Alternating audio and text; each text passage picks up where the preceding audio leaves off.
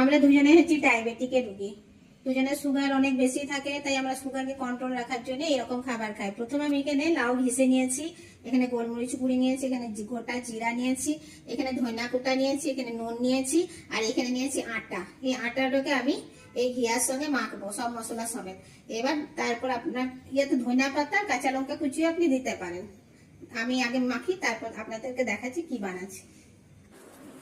এদিকে আপনার আটাটাকে মেখে নিয়েছি, যতটা আমি কিন্তু এক ফোঁটা জল দিইনি, লাউয়ের ঘষাতেই যে আটা মাখা হয়েছে এতে লাউটা বেশি থাকে। এদিকে রুটির মতন বেলছি,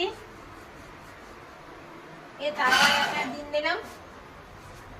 আপনি এটা পরোটার মতনও খেতে পারেন, রুটির মতনও খেতে পারেন। একদিকটাও সেকা হয়ে গেছে, এবার দুসরা দিকটা ভালো করে সেকছি।